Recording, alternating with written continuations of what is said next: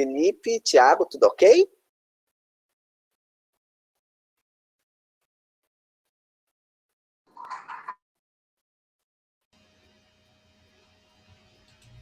Boa tarde, né? Boa noite a todos, a todas e a todes, né? Vamos iniciar hoje mais uma atividade da Semana, né, do Folclore da UFPEL, a Semana do Folclore 2020, né?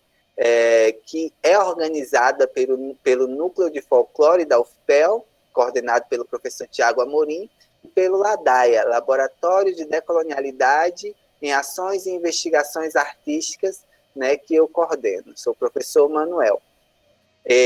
Hoje nós teremos uma conversa intitulada Arte, Política e Negritude, Processos de Criação em Dança e Culturas Afrodiaspóricas no Ambiente Acadêmico.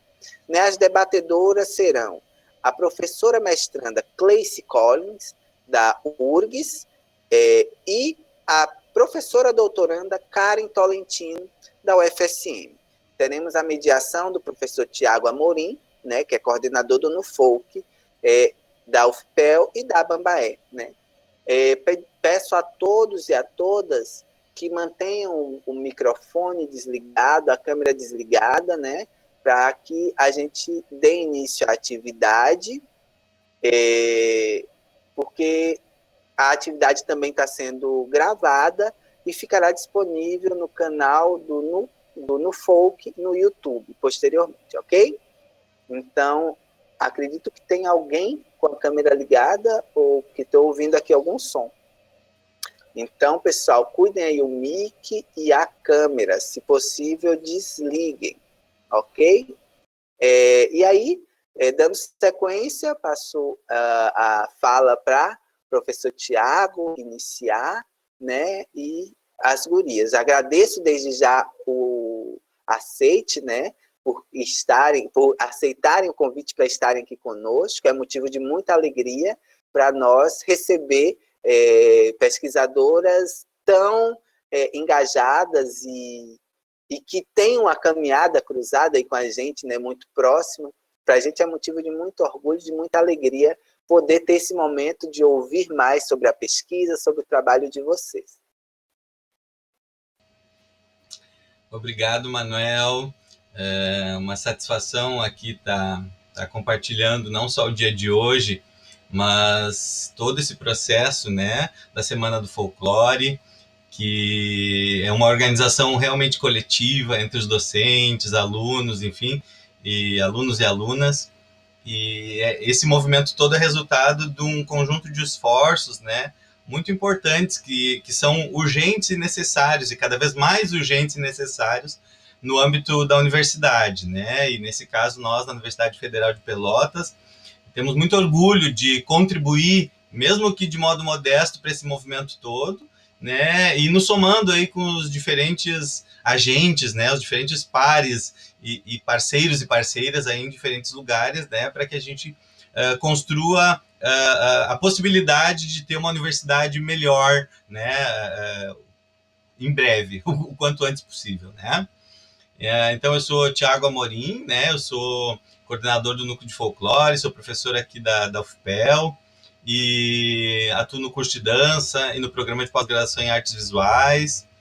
E digo para vocês que me coloco hoje num lugar assim de inteira satisfação, mas absoluta responsabilidade, né? E honra que é de estar nesse lugar, porque eu entendo a importância e tenho refletido diariamente, cotidianamente, sobre a importância desse lugar que eu assumo, né? Enquanto homem, branco, né? Professor universitário, enfim, e que tenho, né? Assim como acredito que devemos olhar para os nossos privilégios, olhar para o nosso lugar de fala, para entender quais são as nossas responsabilidades nos lugares que a gente ocupa, para uma sociedade melhor, né? Considerando as diferentes pautas, inclusive as pautas, né? Especialmente as pautas raciais, né? Eu sou um artista popular, né? Um carnavalesco, uma pessoa que me constituo absolutamente na arte da rua, né? E que também vou digamos assim, emaranhar no ambiente das artes cênicas aí, né, da dança cênica, mas é importante que eu reconheça esse meu lugar, né, reconheça que é um lugar privilegiado, e eu tenho que usar e me responsabilizar por esse lugar de fala para justamente poder me dar conta, né, da minha condição racial e da minha condição de artista e de professor universitário, para fazer o melhor uso dela em função, né, de todas as pautas que a gente acredita, que eu acredito. Então, assim, eu preciso dizer isso, né, nesse momento, assim, para poder demarcar esse lugar e assumir ele, a responsabilidade que ele evoca, porque hoje eu estou com duas pessoas muito bacanas, duas pessoas muito importantes, né, que eu conheci em diferentes momentos assim da minha vida, da minha trajetória, e pelas quais eu tenho total admiração e respeito. Então, assim, é uma honra, uma satisfação estar com a Cleice e com a Karen aqui nesse encontro de hoje, né? Me sinto assim privilegiado também por isso, né? Por estar com elas e, sobretudo, poder escutá-las e poder estar nesse lugar de mediador, né? Que vai contribuir com certeza para o meu crescimento também, né? E provavelmente para o crescimento das outras pessoas, né? Que vão poder conhecê-las melhor, conhecer seus processos de criação, enfim, e entender um pouco das trajetórias de pesquisa artística, né, e acadêmica das duas na universidade, tá bem?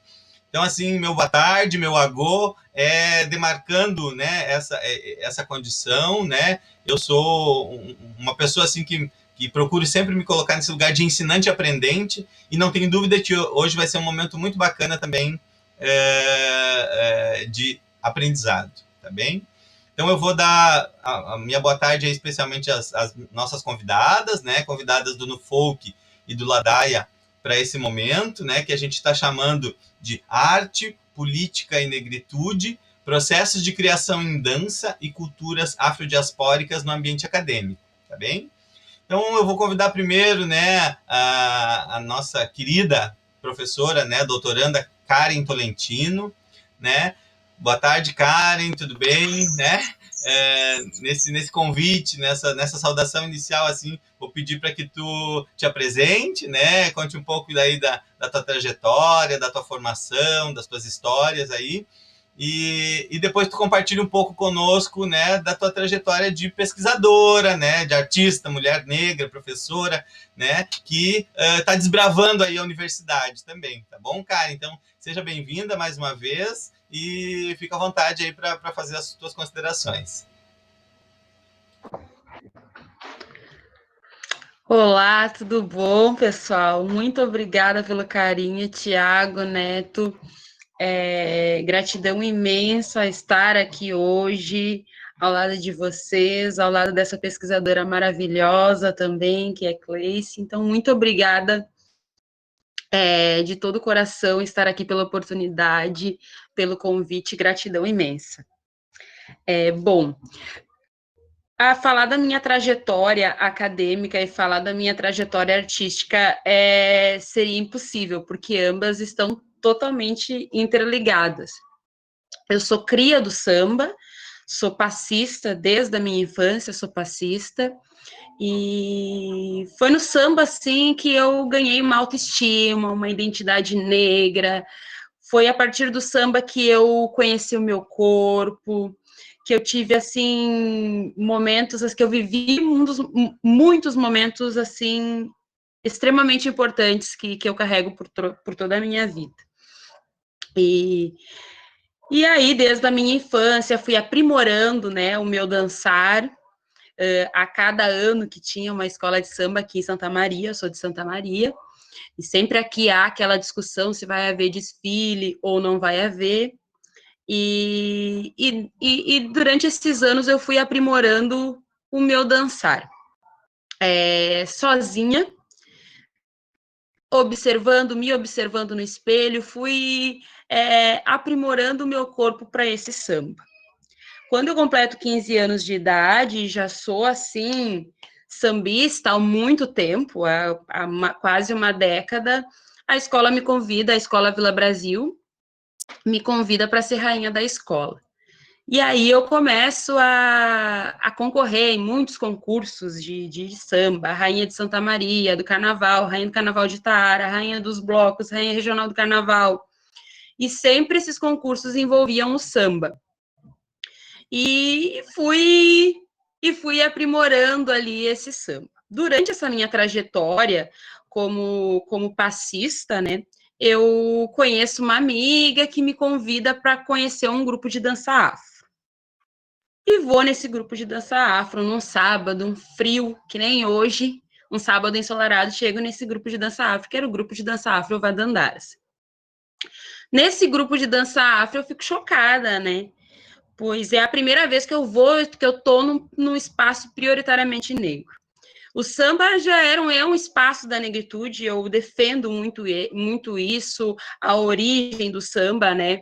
Hoje a gente vivencia tanto essa questão da apropriação cultural, então eu gosto de ressaltar, acho importante ressaltar o quanto o samba tem essa origem negra, né? E é um espaço onde o negro se destaca.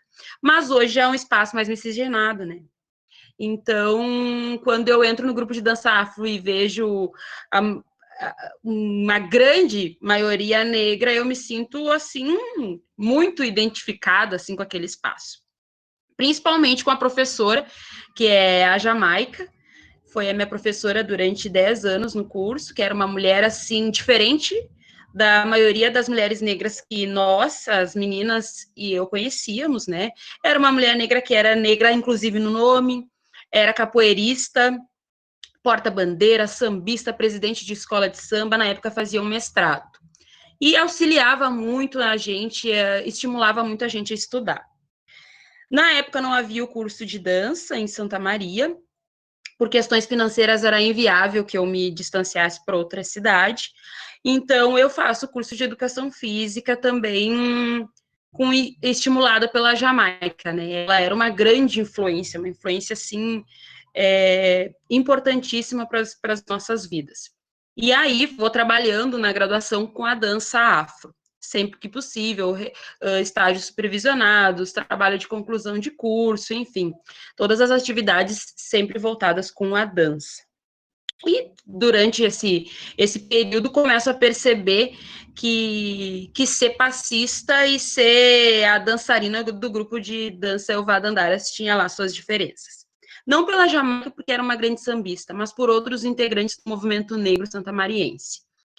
Principalmente do movimento feminista negro, o qual dizia que mulheres negras que sambam ressaltam uma ideia de mulato exportação, de mulher corpo-objeto. Isso não era dito diretamente, mas era sentido e muito discutido.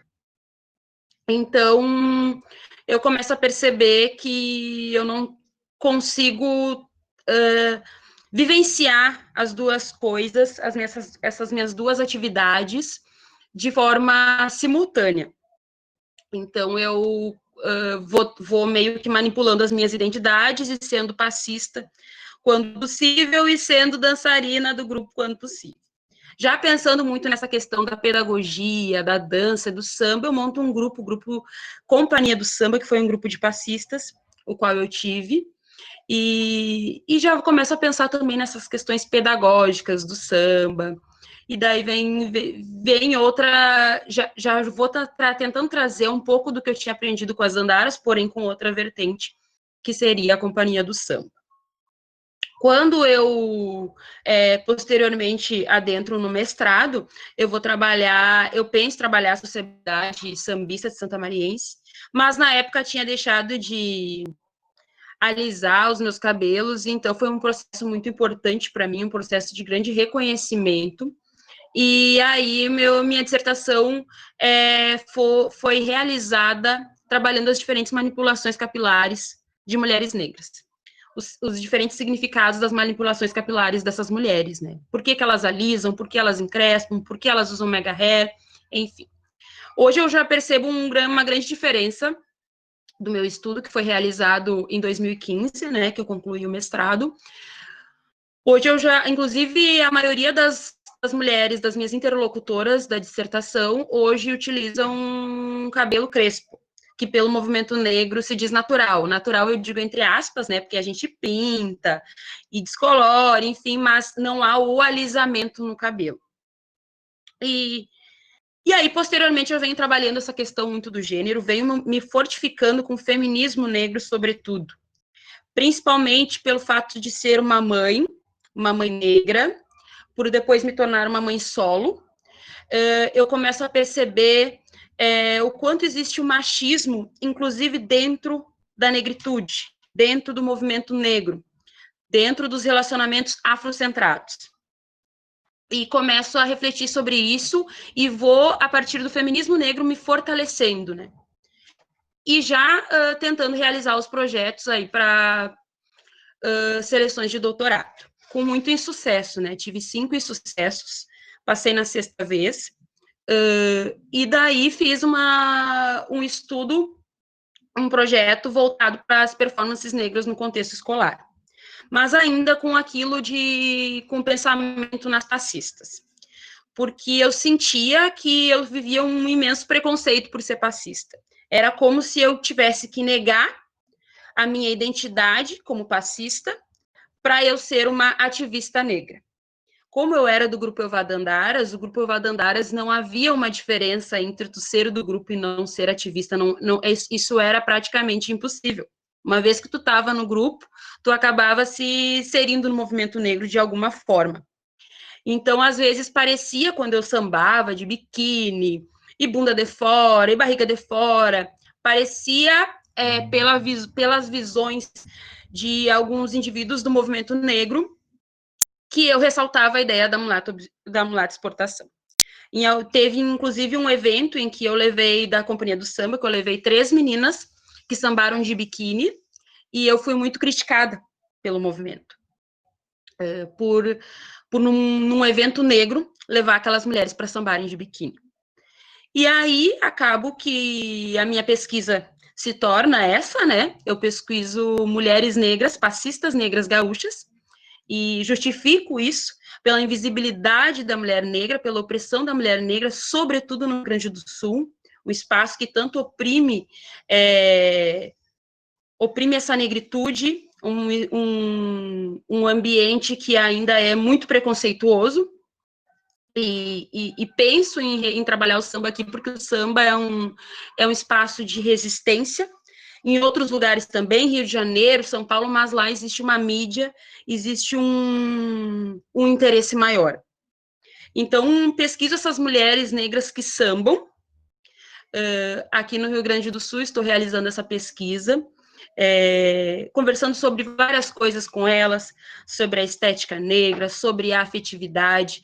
Percebo, como aconteceu comigo, que elas se empoderam nesse samba e que elas sofrem muito preconceito, inclusive do movimento negro, inclusive da masculinidade negra, tanto branca quanto negra. E um momento importante que eu também tinha esqueci de comentar, é quando eu entro no coletivo Negrescência. Eu já vinha pensando muito em pesquisar as passistas, mas no coletivo Negrescência, por direção do Neto, nós pesquisávamos 15 mulheres negras gaúchas para contar a história dessas mulheres negras gaúchas através da dança, por meio da dança. E uma dessas mulheres é passista. Quando eu vou conhecer, quando eu escuto a entrevista que o Neto... Karim, tem uma entrevista de uma passista e tal. Quando eu vou escutar, eu percebo que ela vivencia coisas muito próximas a mim, né? E então, na apresentação, no coletivo, eu realizo uma apresentação com uma mini saia curtíssima e sambo. E percebo, às vezes, nas apresentações do espetáculo Mulheres Cujos Filhos São Peixes, do Negrescência, os olhares preconceituosos de muitas pessoas acerca disso. Porque a maioria do público que frequentava o espetáculo era ligada, de alguma forma, ao movimento negro, sobretudo fora de Santa Maria. Em Santa Maria foi mais direcionado, eu acho que a gente teve um grande público da dança, assim, sabe? De um modo geral. Porém, depois que eu sambava, eu voltava e declamava um poema, que é o poema Ser Passista, e quando eu declamava esse poema, e o qual diz, assim, tudo que a passista vivencia, que no processo de criação, lá no Negrescência, a gente achou que seria bacana.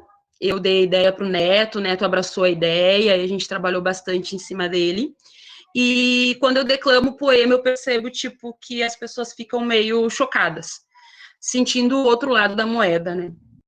O que nós vivenciamos, né? O que a passista vivencia. E depois das apresentações, muitas pessoas vinham me... Tudo ok? Muitas pessoas vinham me comentar que... Tudo ok, pessoal? Sim? Muitas pessoas vinham me comentar que...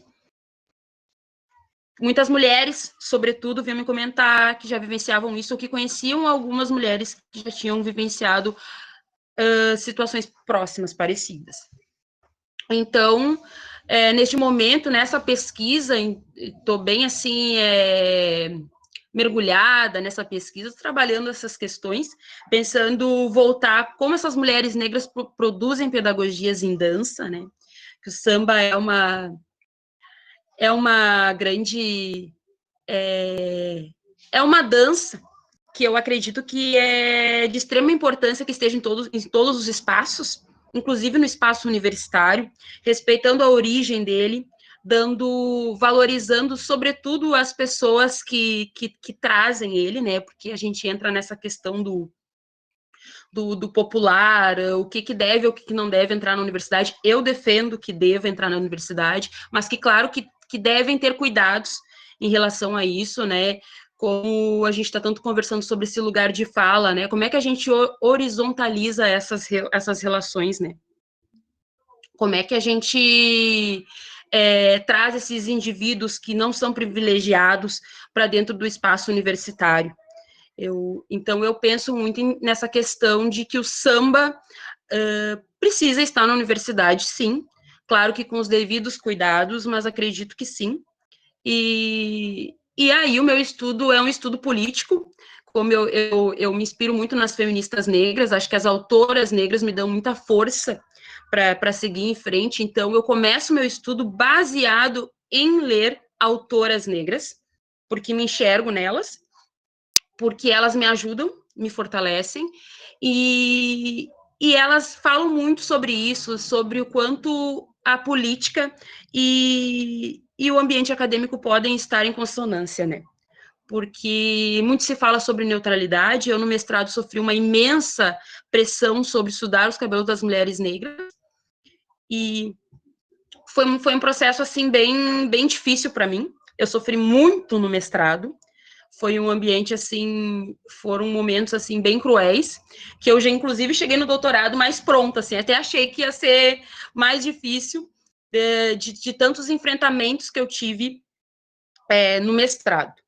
E aí eu problematizo, né? Seria um homem branco, uma mulher branca para falar sobre o cabelo da mulher negra? O que um homem, ou até um próprio homem negro, por que uma mulher negra que vivencia, que sabe o que é ter esse cabelo, que sabe o que é não se sentir representada em todos os espaços, que vivencia isso, por que ela não poderia fazer um estudo sobre isso, né? Então, mas no doutorado, agora em educação, eu me sinto mais familiarizada, embora vivencie muito preconceito também, inclusive a gente fala muito dos professores, mas eu acho que tem muitos colegas também que são preconceituosos com a gente, com os nossos estudos, né? Eu já tenho preconceito em relação às artes, porque eu sou da linha de educação e artes, e aí tu ser mulher negra e tu estudar dança afro, né, o samba, a gente sente às vezes nos olhares, é como se de alguma forma aquele silenciamento estivesse imposto no olhar, né? A gente sabe, como diz a Grada Quilomba, que a mordaça, né, da Anastácia hoje é o silenciamento, que a gente vivencia, que hoje é mais dissimulado, né? Mas está sempre, tá presente em todos os lugares. E aí a gente fica, né?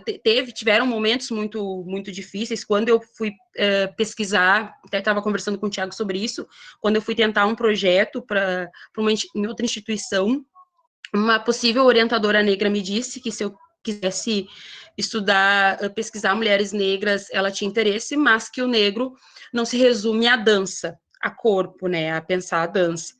E aí são muitos enfrentamentos que eu tenho e que hoje, com muito esforço, estou conseguindo trazer isso e também discutindo essa questão do que é ser uma passista no mundo acadêmico, como eu falo na tese, né?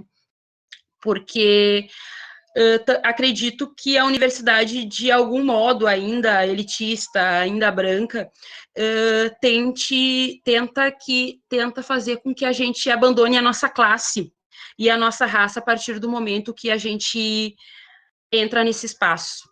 É como se, a partir do momento que a gente se torna uma mestra ou uma doutora, a gente tivesse que abandonar as nossas origens e a nossa cultura. Como não existe um modelo do que se acredita ser um mestre ou um doutor, né, ou um intelectual. Eu comentei até no seminário, né, que eu estou lendo, eu ainda não terminei de ler o Pensamento Feminista Negro da Patrícia Hill Collins, e ela fala muito sobre o que é ser intelectual, né. Então, o quanto essa intelectualidade não necessariamente ela está ligada a uma questão de uma questão acadêmica, enquanto uma mulher que não está no ambiente acadêmico pode ser tão ou mais intelectual, né, ter um pensamento crítico, uma consciência crítica sobre a sociedade, sobre si mesma. Então, é um ambiente, assim, muito, muito complicado, mas que a gente vai vivenciando, vai experienciando e se fortalecendo. Então, no doutorado, para mim, é uma forma bem mais tranquila do que foi no mestrado.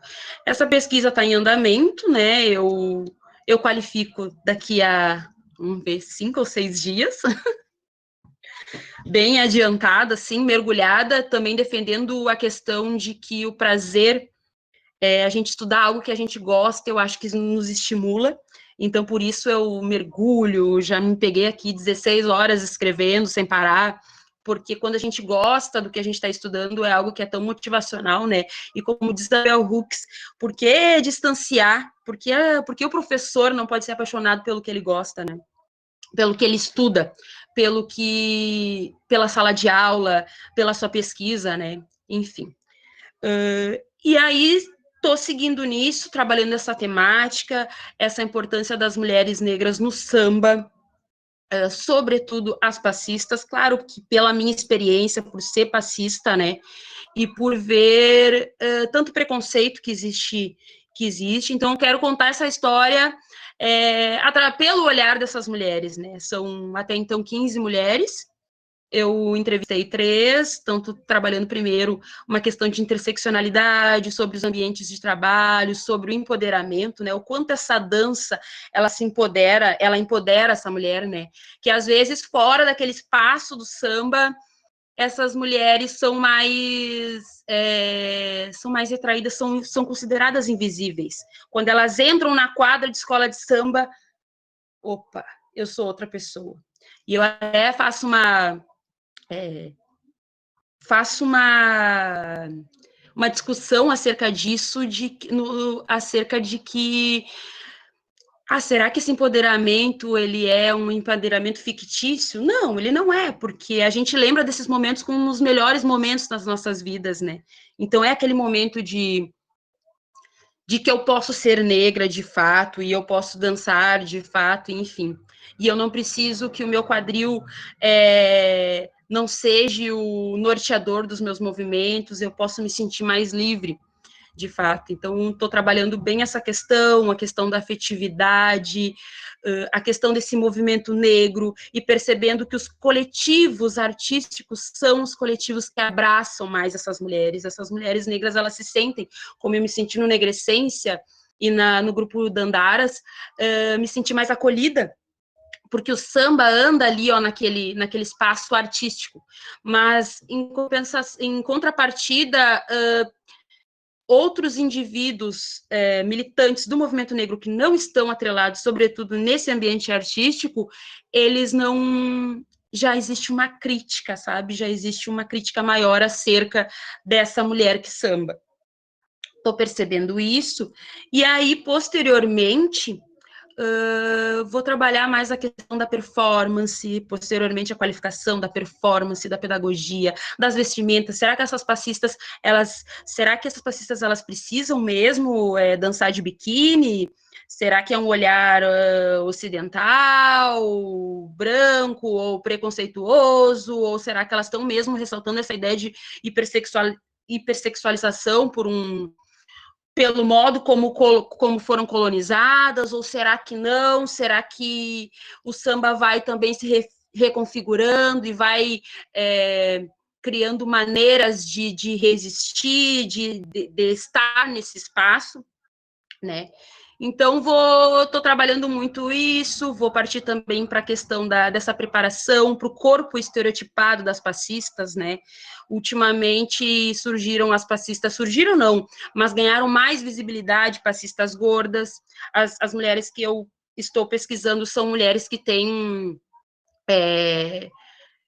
diferenças, né, na questão da sexualidade também, que a gente tem que pensar que essa sexualidade também é uma opressão, né, para essas, é uma forma de opressão. Então o colorismo, é lógico que para uma mulher com um tom de pele mais escuro que o meu, ela vai sofrer o preconceito em maior parte, da mesma maneira da mesmo modo, os traços negroides, o cabelo mais crespo, né, outras diferenças,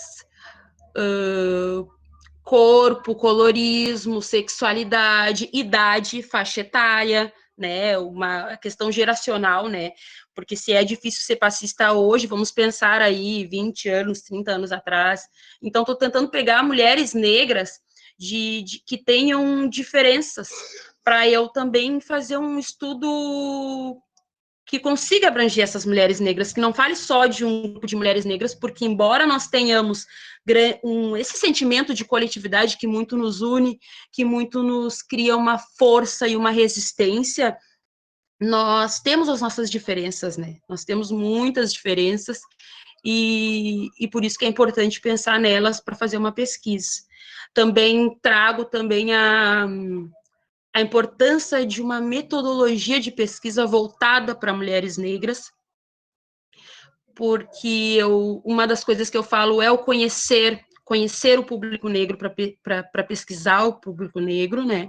Acho que é importante conhecer os temas centrais da negritude, saber conhecer a fundo, sabe? Eu acredito também que a internet hoje em dia é um espaço que nos possibilita muito isso. A internet é um espaço que hoje em dia muitos ativistas negros utilizam, e penso nessa metodologia como um conhecer, como um saber da mulher negra, né? Conhecer, ouvir, entender, compreender essa mulher e horizontalizar essas relações. De que maneira que o meu sujeito pesquisado, que essas interlocutoras, elas não são só utilizadas para eu concluir uma tese de doutorado, né? De que maneira que eu dou relevância para elas, como eu devolvo essa pesquisa para elas poderem ter um olhar crítico, poderem saber, não, é isso mesmo que a Karen falou, porque que eu falei, é isso mesmo que a Karen escreveu. Então, eu acho que devolver a pesquisa para o sujeito pesquisado, para essas interlocutoras, eu acho que é uma maneira de criar grupos de interlocuções, eu também defendo muito isso. Eu acho que é uma maneira de horizontalizar essas relações, porque senão a gente acaba sempre nessas relações de poder, né? Então a gente tenta fazer com que isso fique de uma forma mais homogênea, assim, possível, né? Eu acho que é mais ou menos isso que até então tá acontecendo. Então, falar da minha pesquisa é falar da minha arte, né? Faz muito tempo que eu não sambo, porque em Santa Maria há muito tempo não existe carnaval de rua, infelizmente, e não me desloquei para outras cidades, enfim, eu estou percebendo que existe aí aqui no Rio Grande do Sul, uma grande conexão de uma cidade com a outra, elas não são tão distintas, né? Desfila em Uruguaiana, opa, desfila em Porto Alegre, desfila em Cruz Alta, então existe também essa coletividade, assim, que parece que as escolas de samba são espaços, que as cidades gaúchas são espaços separados, mas não são tanto. Então, estou percebendo muito isso, com muita saudade aí de sambar, e de seguir a prática mesmo, mas por enquanto continuo sambando, mas agora na escrita, na pesquisa, conhecendo outras mulheres mais novas, aprendendo com as mais novas e com as mais velhas. Acho que é isso. Ai, Karen, coisa boa de escutar, assim, viu? Eu acredito que uma das coisas importantes na vida, assim, é a paixão, o apaixonamento, né? E, assim, é tão legal de escutar, porque a gente sente esse apaixonamento, entendeu? Quando tu fala, né, a minha pesquisa é a minha trajetória, é a minha vida, eu na universidade, eu no carnaval, uma coisa só. Assim, eu acho que isso é muito, muito bacana, sabe? É porque dá um sentido diferente, né? Às vezes a gente parece que na universidade, né, faz a pesquisa para participar de tal grupo, de tal linha, ou porque tal orientadora, orientador, não sei. A gente fica meio nessa saia justa, digamos assim, né? Parece que contemplando interesses que não são os seus interesses genuínos, né? Eu acho que assim, é muito legal, assim, quando tu dá esse depoimento, porque carrega ainda mais de honestidade, de verdade, de força, né? A tua pesquisa, porque ela é fruto de você, né? E eu, particularmente, sou suspeito, né? Sabe, eu brinco cada vez que a gente se encontra, assim, né, publicamente, que eu te conheci no carnaval, né? Há bastante tempo atrás, sendo rainha, né, regional do carnaval, enfim, que me apaixonei, me encantei por você, te vendo sambar pela primeira vez, e a vida foi, né, nos conectando, aí nos fazendo nos reencontrarmos em outros momentos, e eu, assim, né, acabei fazendo mestrado, doutorado, pesquisando o carnaval de rua, então, assim, quer dizer que me apaixona ainda mais, né, pela tua fala e por toda a potência que ela carrega também, né? Além de todas as questões aqui que eu passei anotando, enfim, que de repente vamos ver se eu consigo depois brincar aí, provocar tu e a Cleice, né? Tem muita coisa, né? Muito grande, acho que a gente tem que bolar outros encontros também, assim, o pessoal já está se manifestando ali no chat também, né? Nesse sentido, assim, muito obrigado, viu, mesmo? Obrigado por tu ser o que tu és e o que tu fazes, tá? Te agradecemos aí por tudo. Tá bem, minha flor? Eu que agradeço. Eu que agradeço. Gratidão imensa, gratidão imensa. Que é isso, é nossa, tá? Então a gente vai escutar um pouquinho a Cleice e depois a gente volta a bater esse papo, tá bem?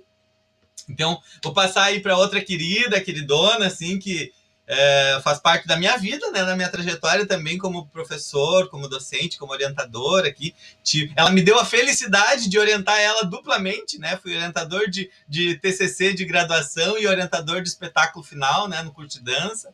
Então, assim, hoje, né, uma pesquisadora, né, cada vez mais se constituindo nesse lugar, né, professora, mulher, artista, pesquisadora negra, né, uma pessoa assim que eu tenho um carinho muito grande, que hoje está às vésperas também, a Karen às vésperas ali, né, do doutorado, ali a Cleice às vésperas de concluir o mestrado, enfim. Então é bom que vocês vão vir, depois vocês vêm trabalhar com a gente, vêm nos substituir, né, também, pensando, né, nessa continuidade. Então, Cleice, um prazer, querida, uma satisfação imensa estar aqui contigo mais uma vez. Tu sabe do carinho que eu tenho por ti, né? A gente já teve momentos assim de acarinhamento, né, presencial, assim, diversos também. Então, seja bem-vinda aqui na tua casa, né, no UFPEL, que também é tua casa, né, assim como a gente quer que seja sempre a casa da Karen, sempre que ela quiser estar conosco, né.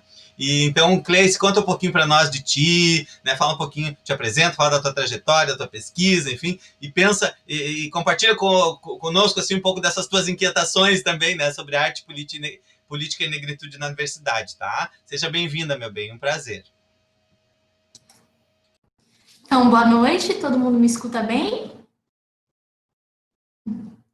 Então, eu me chamo Cleice, como o Thiago falou.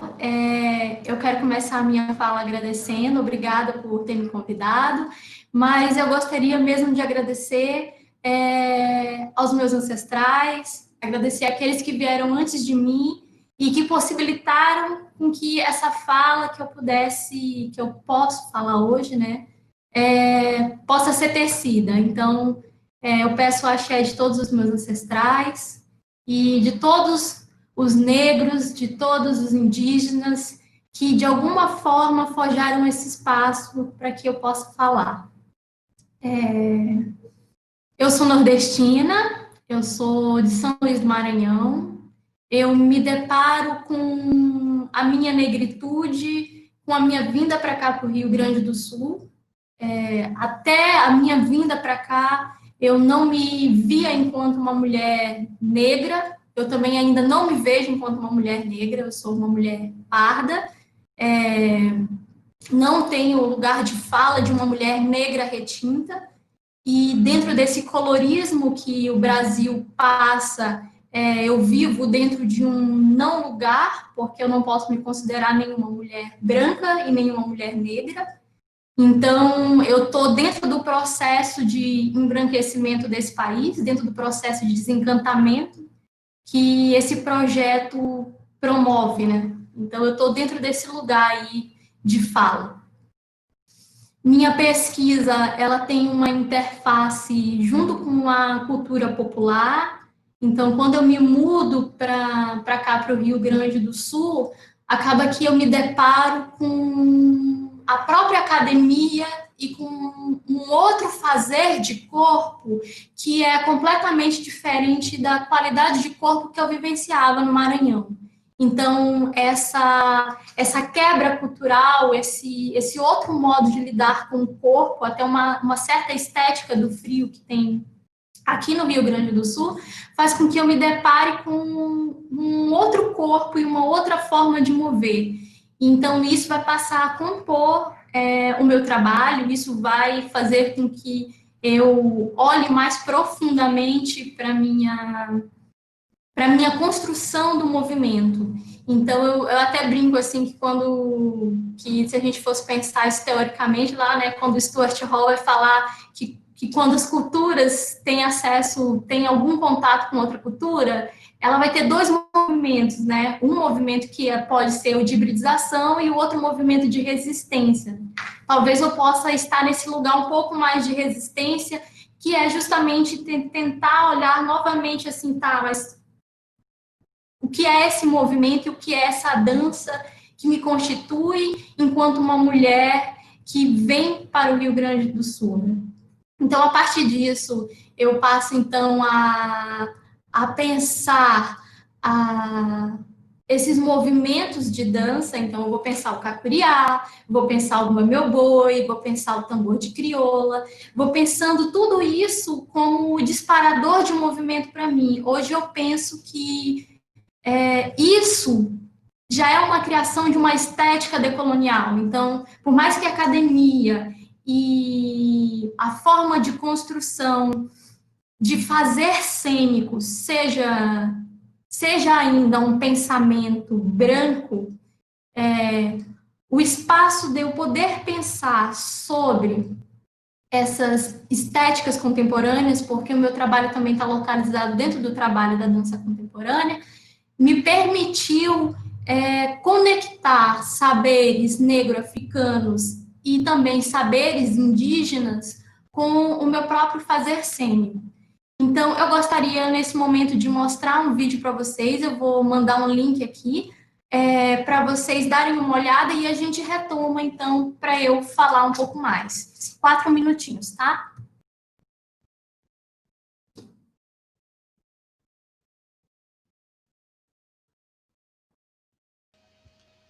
Ô, Cleice, só reforçar o teu pedido, tá? Então vamos combinar, pessoal, assim, ó, o link tá no chat, tá? A gente pede que vocês acessem ele direto lá da plataforma, lá do YouTube, e a gente volta dentro de 4, 5 minutinhos, aí depois que todo mundo assistir, para continuar escutando a Cleice, tá bem?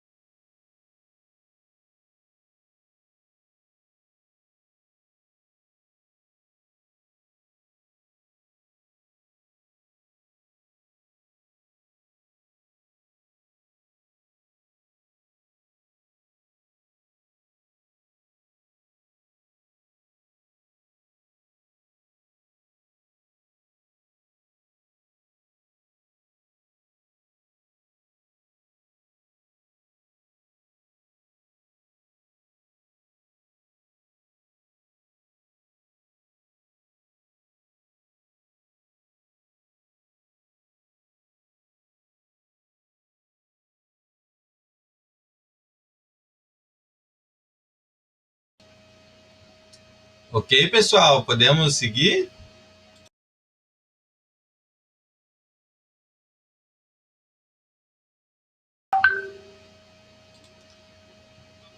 Tá contigo então, Cleice. Obrigado, meu bem. Que lindo, parabéns, viu? Deu uma saudade. É, eu fiz o vídeo até numa trajetória mesmo, mostrando cada ano, assim, porque eu percebo, assim, hoje olhando para trás, naquele momento eu não percebia, mas hoje olhando para trás, eu percebo que já existe uma necessidade de, de uma busca por uma estética decolonial. Então, não não é um corpo que normalmente a gente vai ver dentro do padrão normativo de dança. Ele é um corpo que está atravessado por um saber fazer que passa pela cultura negra, mas também não é o saber fazer dentro de um estereótipo do que a gente entende enquanto dança afro. Então ele vai ter ele vai estar alicerçado nesse lugar de um saber, né, como influência, como um disparador, mas ele não é em si um trabalho representativo dessas estéticas. Né? Então, essa é uma característica que eu vejo. E aí, dentro disso, eu percebo também que esses trabalhos, eles já lutam, já são uma resistência contra o processo de desmacumbização. E aqui eu estou usando o conceito desde o autor Rufino, por pensar que o corpo que carrega características negras, esse corpo que é atravessado por saberes, fazeres afro-ameríndios, é um corpo que luta e que resiste contra esse processo que promove, retira os saberes negro-africanos da academia, de todos esses processos de racismo. Então, esse trabalho, só por ele estar dentro da academia, ele já é uma luta racial. Então, esse é um ponto que eu gostaria de deixar amarrado aqui. Outra questão que eu vejo como muito importante dentro desse processo acadêmico que a gente vive é que a academia ela é um lugar que vai instituir o que é dança. Então, quando a academia começa a se abrir para esses processos de dança perspectivados e afro-orientados, ela também está começando a instituir o que é um saber. Então, eu vejo como muito importante, assim, para os professores, para os pesquisadores estarem assentando esse lugar de saber, né? Que a cultura negra, ela sim tem conhecimento, que os nossos saberes e fazeres, elas têm toda uma história que pode não estar escrita, agrafada, como a cultura branca, mas ela está inscrita no nosso próprio corpo e foi passado para a gente de uma forma oral, foi passado para a gente de uma forma iniciática. Então, muitos de nós passaram por processos de iniciação, às vezes, que são familiares e que a gente não consegue nem reconhecer esses saberes enquanto processos rituais. Então, por exemplo, hoje, quando eu olho Hoje eu olho para um ritual que eu passei na infância e eu identifico que aquilo é um saber fazer ou afro-ameríndio. Eu não consigo ainda identificar, mas, por exemplo, a minha mãe, quando a gente nasceu, ela enterrou, depois que os nossos umbigos caíram, ela enterrou os umbigos num processo ritual. Então, aquele processo pode não representar para algumas pessoas nada, mas na verdade, para todos os ancestrais, meus ancestrais que passaram por aquilo, eles estão nesse momento se inscrevendo também no meu corpo, eles estão sendo extensão do meu próprio corpo. Então, é por meio da dança que eu acesso também todas essas memórias e retomo esse saber fazer no meu corpo.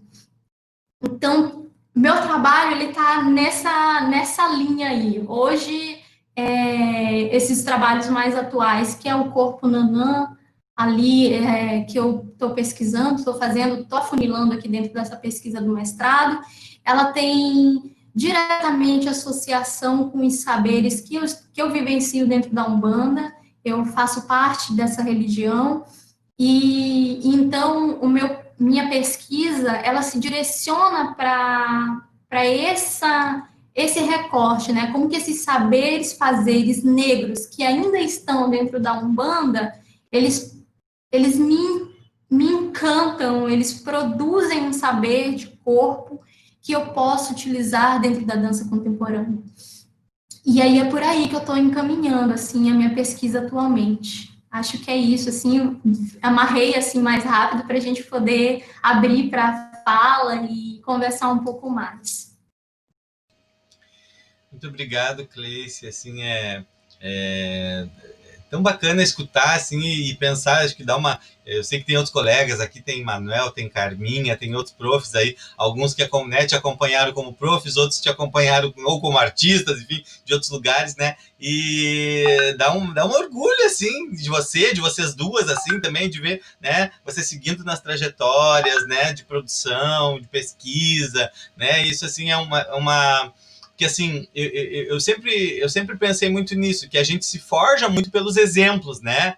Então, provavelmente, tem pessoas, né, na vida de vocês que se constituem, ali a Karen falando sobre a Jamaica querida também, né, por exemplo, que serviu, né, como um exemplo para ela, então, assim, eu acho que é isso, vocês também, nesse lugar, vocês estão se constituindo, né, continuam se constituindo, vocês também servem e vão servir de exemplo para outras, né, mulheres, artistas, pesquisadoras, né, que vão se identificar tanto com a pesquisa de vocês, quanto, né, com vocês enquanto sujeitos mesmo no mundo, né, então, assim, acho que é muito importante esses tipos de relatos e por vezes, assim, né, tem algumas áreas do conhecimento que tentam, né, deslegitimar e invisibilizar as trajetórias, né, e as memórias, as histórias das pessoas. Eu acho que é justamente o contrário que a gente tem que fazer, né? Quando vocês vêm para cá e contam, né, da pesquisa de vocês, contam, né, de como vocês foram se constituindo, como continuam se constituindo, né, porque a gente nunca para, a gente está dando voz para o reconhecimento e o entendimento de toda essa história, né? Então, assim, a Cleice dizendo, né, eu sou nordestina, vim para cá, sofri, né, todo esse processo de adaptação e tudo mais. A Karen, né, já fala a questão assim, bom, eu sou uma mãe, isso, né, muda tudo, né? Ou seja, já constrói um outro lugar de mulher no mundo, né?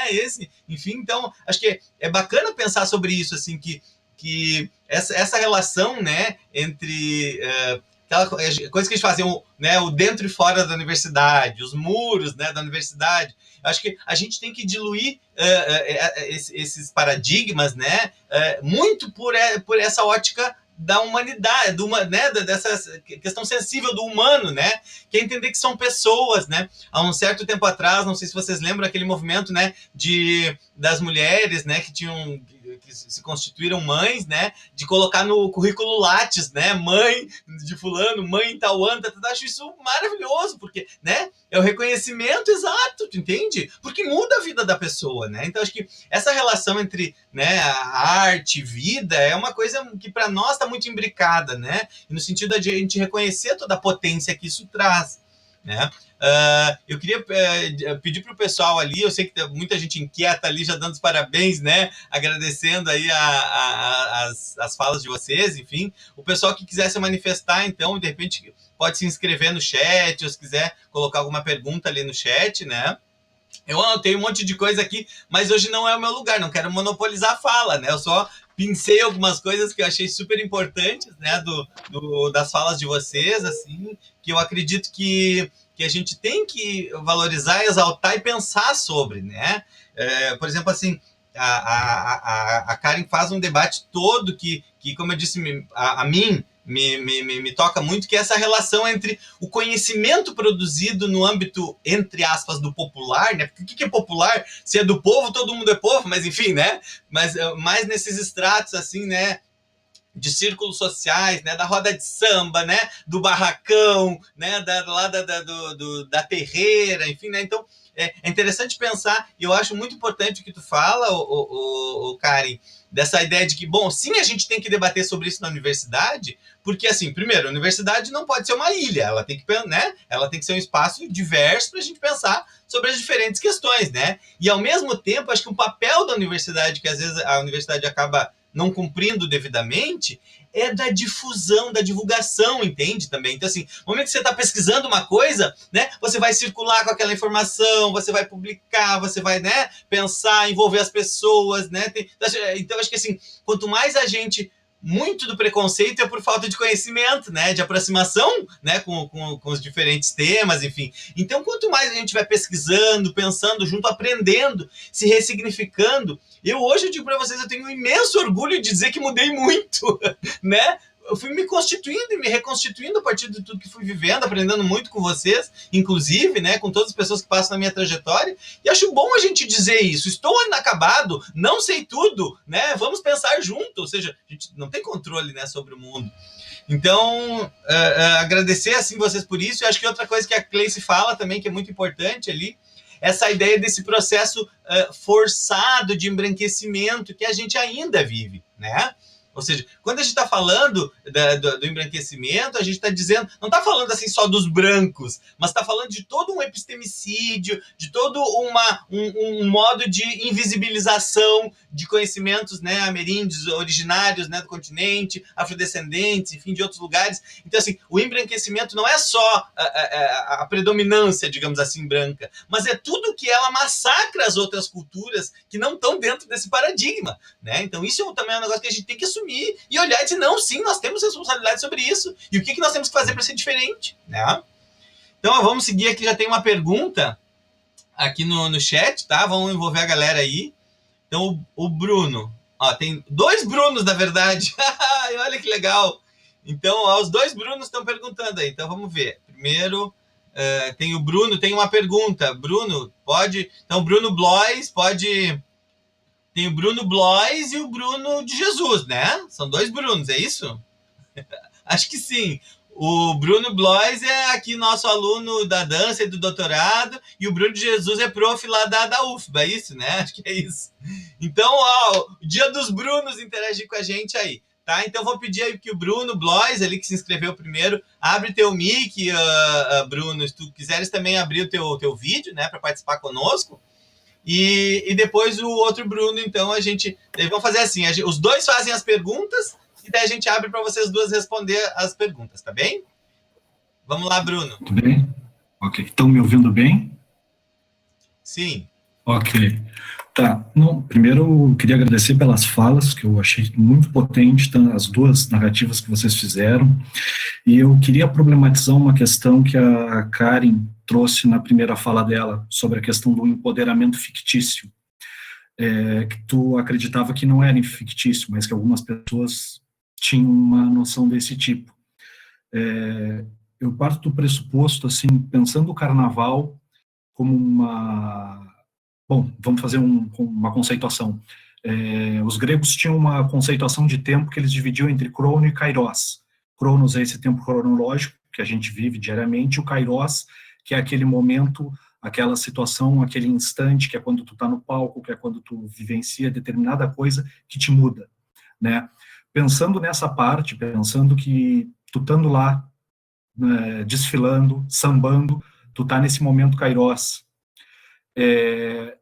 tu não estaria num empoderamento fictício, porque quando tu sai daquele momento kairos, tu volta para um momento cronológico que as pessoas seguem desrespeitando crenças e valores que eles não estão acostumados a lidar.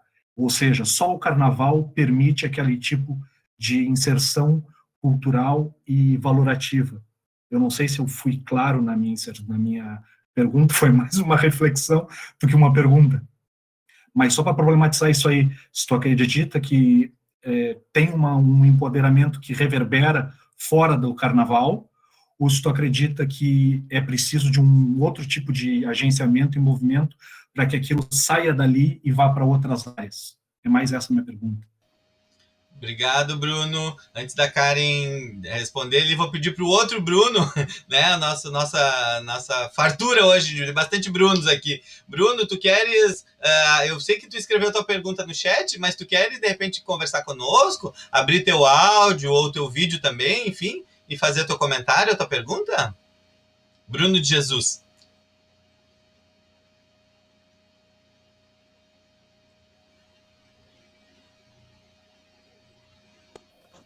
Olá, estão me ouvindo?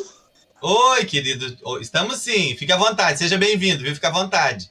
Obrigado. Boa noite a todos, a todas. Karen, linda, maravilhosa, trazendo essa efervescência desses corpos negros pulsantes, né? Cleice, grande, querida, parceira. Fizemos especialização juntos, trocamos algumas coisas recentes. Sou super fã. Na verdade, é uma reflexão que eu fico pensando. Como pensar, a partir da fala de vocês, processos criativos em danças, né? Falo muito no plural, a partir de Patrick Aconi, né? Que é um coreógrafo senegalês. Como é que a gente pensa nas danças negras, ou as danças afrodiaspóricas, ou as nossas danças contemporâneas, essas danças que esses corpos negros trazem, nossos corpos negros fazemos, né? Porque nós somos plurais, né? Munanga já fala das negritudes.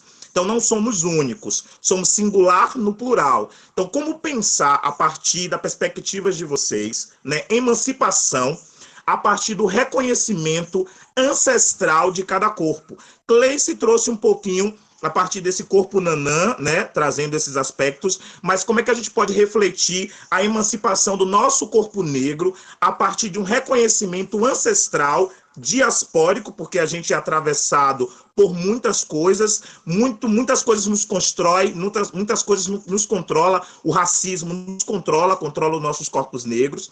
Então, para eu tentar ser mais objetivo, como pensar a partir dos processos criativos dos corpos negros, uma retomada para a emancipação, para as nossas criações serem potentes a partir dessas estéticas que são mais nossas, ativadas pela memória, do que uma reprodução de uma branquitude ou de uma ocidentalização eurocêntrica mais perversa, né? Então, como é que a gente pode pensar isso, mais pensando a perspectiva do samba, desse corpo que samba, mas desse corpo que sambas, como desses corpos nanãs, esses corpos xangôs, esses corpos oguns, esses xirês todos. Como é que a gente pode pensar a partir do processo criativo de vocês para a gente refletir um pouco essa emancipação desses nossos corpos? Obrigado, gente. Obrigado a você, Bruno. Obrigado pela participação, por estar conosco aí. A UFBA, super parceira da gente também. Ontem tivemos a professora Amélia aqui, né? Então, obrigado aí pela companhia de vocês e a parceria de vocês também aí nesse momento, tá? Vamos passar então a palavra para as gurias, né? Porque são elas que são as nossas protagonistas aí. Eu não sei quem quer começar. Karen, Cleice, fique à vontade aí. Quem quiser começar aí a responder os guris, tá? Posso começar. Bom, primeiro agradecer pelas perguntas, né, pela reflexão de vocês. Essa questão do empoderamento fictício, eu pensei mesmo, por isso que eu pensei e escrevo, inclusive, na tese, que é a primeira impressão que eu tenho, né, dessas mulheres sambando. Por quê? Porque depois essas mulheres voltam para a invisibilidade delas, e voltam para um sistema racista, sexista, ou o que de fato não muda a conjuntura desigual que elas vivenciam. Mas, contudo, quando elas estão no espaço sambista, esse espaço ele gera uma força nelas. Um espaço que superfluamente a gente pode pensar que é um lúdico, que é um lazer, que é um espaço ali de brincadeira, mas aquilo ali gera força nelas. Então, quando elas lembram desse espaço, não é só uma lembrança, é tipo, em algum momento eu sou importante. Claro que não resolve o fato da desigualdade, da invisibilidade que elas têm, né? só nesse momento do carnaval, ainda mais no Rio Grande do Sul, que o carnaval é vivenciado assim bem próximo daquela época, né, os ensaios da escola de samba, mas eu penso que elas se fortalecem, que aquilo é uma maneira de, quando eu digo que eu sou baiana, que eu sou a porta-bandeira de tal escola, que eu sou a passista, que eu sou a presidenta da escola, de alguma maneira eu estou me fortalecendo, reafirmando ali, me empoderando. Então, por isso que no primeiro momento que eu escrevo isso, eu penso, é um empoderamento. Será que é um empoderamento mesmo? Porque quando saem da quadra, voltam para a situação que vivenciavam, mas depois, refletindo acerca disso, eu considero que é um fortalecimento. Não resolve a conjuntura que elas vivenciam, né, desigual, grande parte delas, a maioria, mas fortalecem essas mulheres, né? E a Patrícia Hill Collins, ela diz, né, que só a consciência crítica já fortalece. Por mais que a mulher ela esteja num papel, num espaço de subordinação, ela tendo a consciência crítica, né, que ela, enquanto as pessoas acham lá que ela é a subordinada, mas na consciência crítica dela, ela não é a subordinada, ela está fazendo aquilo porque ela precisa, em função de filhos, de necessidades, mas na cabeça dela, ela não pensa dessa maneira subordinada, essa consciência crítica já fortalece essa mulher, é uma maneira de resistência. Então, eu considero que seja um empoderamento. Não resolve toda a situação, mas que, de algum modo, fortalece essas mulheres para prosseguirem.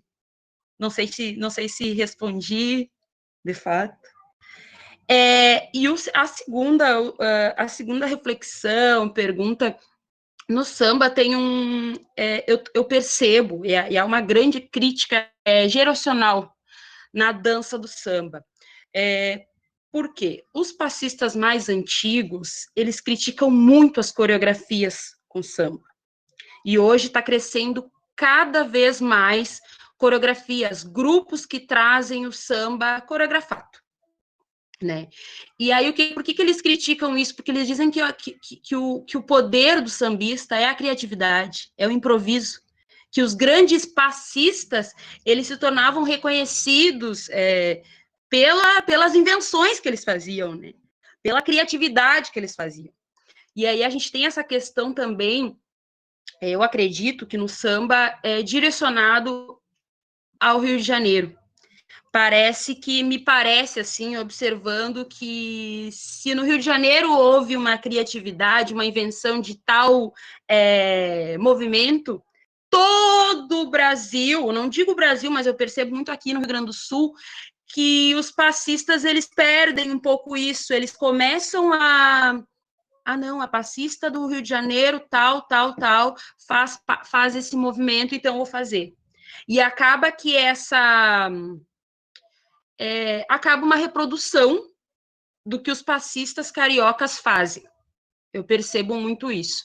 É algo bem complexo, porque daí tem uma grande mídia em cima, né? São passistas reconhecidos, e aí a gente tem que fazer essa retomada, que nem tu fala, da ancestralidade, que eu acredito que seria eu ir para a escola de samba, eu escutar a bateria e o meu corpo fazer o que é essa bateria, esse corpo tambor, o que o meu corpo tá sentindo, o que a minha ancestralidade está se atualizando ali, de que maneira que eu atualizo esse meu corpo e que movimento que eu sinto a vontade, a necessidade de fazer. Isso, de certa forma, até certo ponto, ele se perde.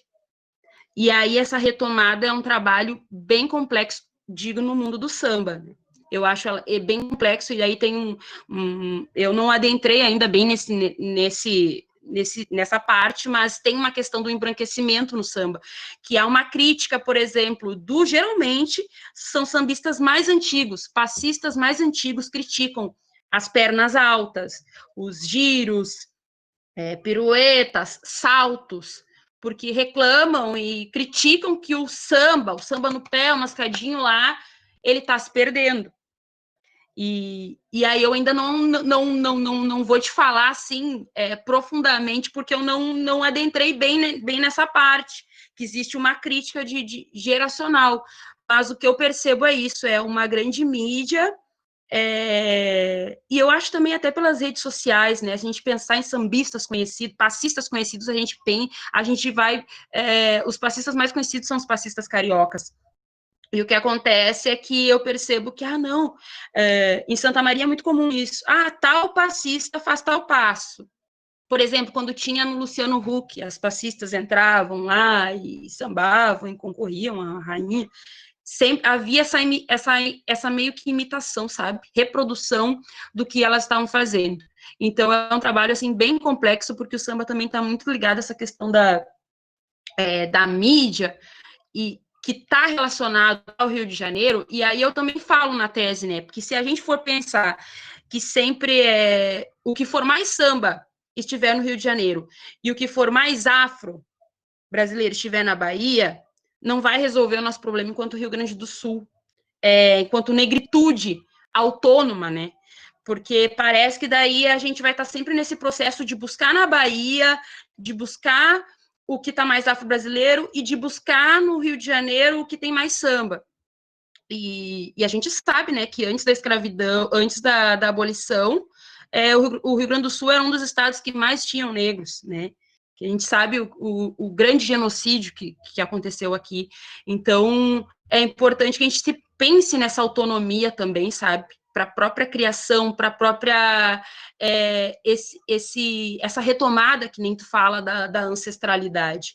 Eu não sei se eu respondi, eu acho que é uma situação bem complexa no âmbito do samba, por essa questão aí da mídia, dos passistas conhecidos, né? Que faz com que os passistas que não são tão conhecidos não busquem o seu samba de fato, assim, o seu corpo, o que esse corpo quer, de que maneira esse corpo quer dançar. Não sei se eu te respondo, mas é uma situação bem complexa mesmo, que eu percebo no âmbito sambista. Obrigado aí, Karen, viu? Né? Os guris também ficam à vontade para seguir comentando também no chat, se quiserem, né?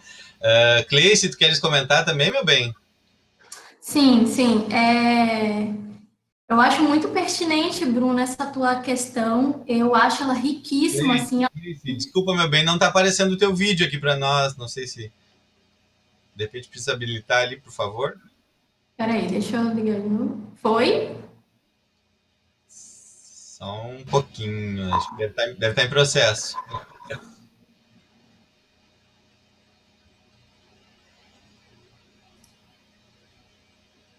Engraçado, para mim tá aparecendo. Tá, bom. Segue, o pessoal está dizendo que está aparecendo, então pode seguir, tá? Tá, certo. Eu acho muito pertinente essa questão que o Bruno coloca. Eu acho que ela dá muito pano para manga. Poderia ser um encontro só sobre isso, assim, porque realmente é muito rica essa questão. Ser sucinta, assim, para pensar nisso chega a ser até ruim. Mas eu gostaria de começar pensando, assim, Bruno, que você deve saber que tem um Itã de Exu, que ele foi partido em vários pedaços, e que mesmo partido em vários pedaços, ainda assim, ele continuou se multiplicando pelo espaço, pelo universo, e continuou vivo. Eu vejo muito que esses corpos negros brasileiros, por mais que a gente tenha sido arrancado da África, e por mais que muitos de nós não tenham mais acesso a essa linhagem histórica, ainda assim a gente carrega um pedaço de Exu. Então, o primeiro ponto para mim, para a gente pensar nessa retomada de um corpo singular, de uma ancestralidade, pensando a criação, é entender que o nosso corpo é uma encruzilhada. Então, se pensar desde um corpo encruzilhada, seria abrir um espaço para se entender dentro de um processo híbrido, onde a gente pode sim estar cruzando com outros fazeres da dança, e aí a gente vai ter que pensar quais são as encruzilhadas que potencializam nossos saberes e quais são as encruzilhadas que esculhambam os nossos saberes. Porque nem toda hibridização ou encruzilhada, né, ela vai potencializar aquilo que a gente quer comunicar com os nossos corpos.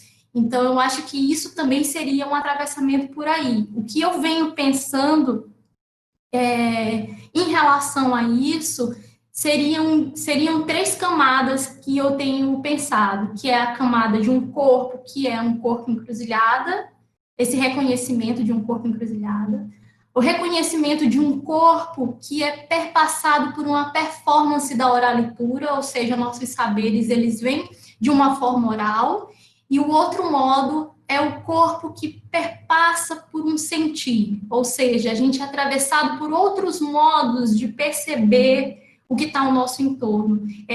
Para isso, talvez eu teria que demandar uma outra pesquisa para pensar, eu não quero generalizar aqui, mas o que eu percebo quando eu vou para a terreira, ou quando eu vou para um espaço de tambor de crioula, ou quando eu vou para o Bumba Meu Boi, é que o modo que esse corpo se instaura lá, ele está aberto a outros sentires, ou seja, a gente vai sentir desde outros lugares, vai sentir desde a pele, desde o cheiro, desde o sabor.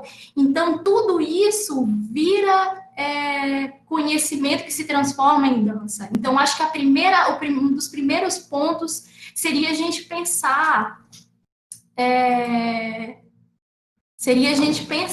justamente isso, né? Como que a gente traz esses outros sentires para o nosso fazer em dança. Eu acho que eu posso ter até aberto muito mais a pergunta do que respondido, mas é porque realmente ela é muito grande, assim, para a gente responder. Mas é isso. Obrigado, Cleice. A gente tem, acho que o Bruno quer fazer uma outra pergunta, quer complementar ali o que ele tinha mencionado. Bruno, por favor, te manifesta. Também aproveitar enquanto o Bruno vai conectando aí, se alguém quiser mais entrar nesse bloco, tá, pessoal, de perguntas aí para as nossas convidadas, por favor, se manifeste.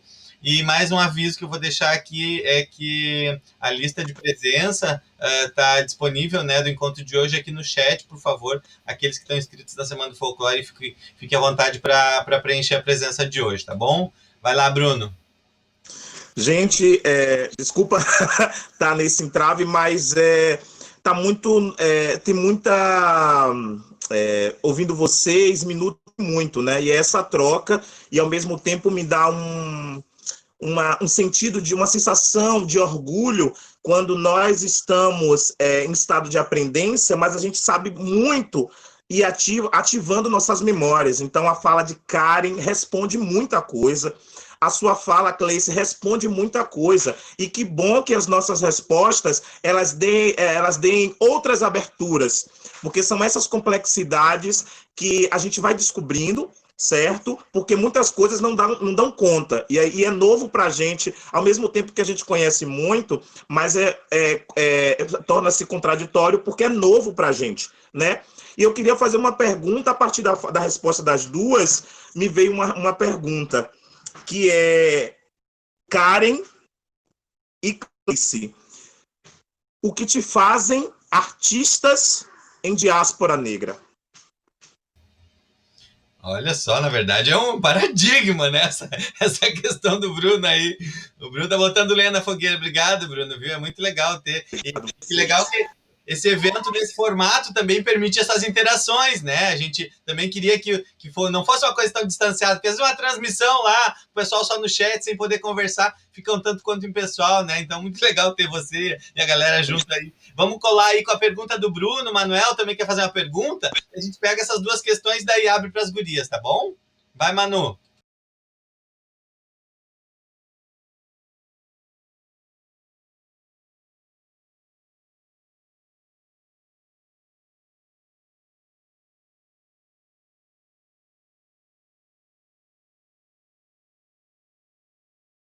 Só vocês me escutam? Sim, agora sim, meu bem. Vai lá. Ok. Então, gurias, eu vou tentar explorar aqui algo que talvez ainda esteja incubado, que ainda esteja em processo, e sempre está, né? Eu quero pensar a contribuição da pesquisa de vocês, que eu sei que é imensa, eu sei que ela é bem grande, e tudo que foi posto hoje, tudo que foi compartilhado, diz da complexidade desses lugares. Eu queria que vocês falassem sobre as coisas que vocês estão inventando, né? A arte é um lugar de invenção, de reinventar e de fazer esse resgate na nossa ancestralidade, né? E pontuar um novo modo de ser dança, um novo modo de ser artes cênicas, um novo modo de ser arte, né? Quais são as nomenclaturas? Vocês têm se autorizado a criar, a inventar nome, né?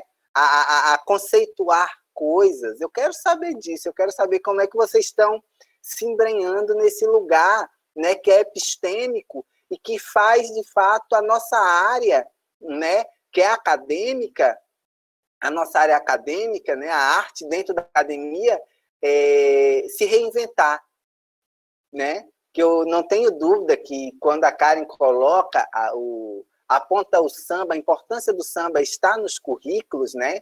Se eu não me engano, no texto da professora Amélia, um artigo dela, ela vai citar um concurso que foi feito na Unilab para a contratação de professor que ia trabalhar especificamente com metodologia da pesquisa em samba e capoeira.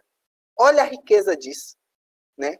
Olha a riqueza de pensar o samba, né, e a capoeira dentro da instituição pública, dentro da universidade pública, como construção de um conhecimento válido, legítimo, né, e que não precisa ser legitimado pela academia, mas ele precisa estar aqui também, porque, assim como os outros saberes e de outras pertenças, ele também paga imposto. Beijo. Gratidão, gurias, pela presença e pelas contribuições. Fique à vontade, meninas, aí.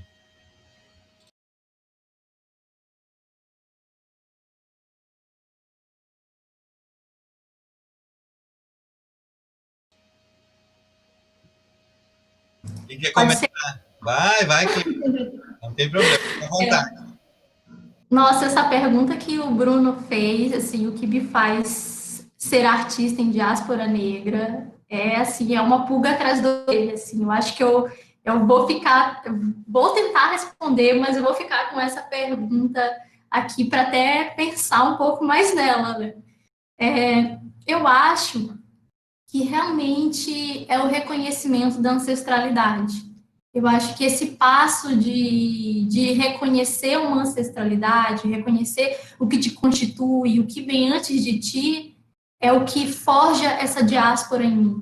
É um viver nem a África, nem o Brasil, mas é realmente viver a fratura do que se instaurou, sabe? Eu acho que isso, para mim, seria o que é ser artista em diáspora, é estar nessa fratura que esse projeto colonial forjou para o meu corpo, por exemplo. Então, acho que é isso, resumidamente, assim. Agora, eu acho que eu vou pensar um pouquinho mais do Manuel.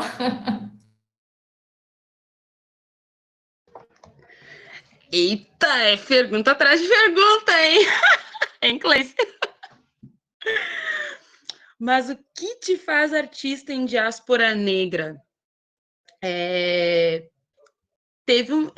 Quando eu não estava ainda imersa, assim, e ainda tinha um olhar, acredito que a gente não sou descolonizada de fato, né? A gente seria muito difícil, né, de uma educação que não é só da minha educação, mas da educação dos meus pais, do modo como, né, fomos educados, criados, e a gente sabe que a colonização é um sistema muito forte, né?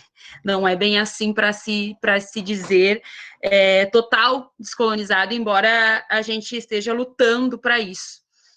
Mas eu acredito que é por essa memória, sabe? Eu acho que quando tu fala, Bruno, ali, quando tu falas dessa retomada do corpo, né? Dessa retomada dos nossos processos de criação, eu acho que é dessa nossa ancestralidade. Eu penso muito, um fato assim que eu lembro assim é do meu avô sempre chegando em casa com pandeiro, né? Todo domingo ele vinha aqui em casa, então ele chegava com pandeiro, e aí até o almoço fica pronto no domingo por volta das 14 horas da tarde, das 14 horas da tarde não, das 14 horas, ele ficava tocando pandeiro, escutando uma música, um sambão, Elza Soares, Bete Carvalho. Então aquilo, de alguma forma, reverbera nessa arte que eu faço. Então, acho que essa nossa ancestralidade, sobretudo, é o que nos faz artistas nessa diáspora, né? Conceder importância dessa ancestralidade. Eu dizia antes que, por mais que, quando eu tinha esse olhar mais colonizado, eu pensava, não, eu não tenho outros saberes em dança, o meu saber foi no buraco quente, né? Eu conto para o Neto que eu aprendi a sambar numa sanga, o ensaio da Vila Brasil, a escola de samba que eu pertencia era uma sanga, a escola de samba não tinha quadra, então era um espaço totalmente precário, com barro, eu aprendi a sambar na terra ali, e aí saía areia, assim, tinha um cheiro desagradável, às vezes, dependendo, sabe? Era um espaço muito precário. E foi lá que eu aprendi a dançar, que eu descobri o meu corpo, né, de fato. E eu acho que está ligado com o meu avô, está ligado com as músicas que os meus pais escutavam. Então, por mais que eu não estivesse naquele momento dançando, e isso reverbera nessa minha arte. Então, eu acho que ser artista, né, o que te faz artista nessa diáspora negra, eu acho que eu trazer essa minha família, esses meus saberes familiares, né, e eu percebo pela tese que a pedagogia o samba tem uma pedagogia familiar. Uma das interlocutoras, quem ensinava ela era a mãe dela.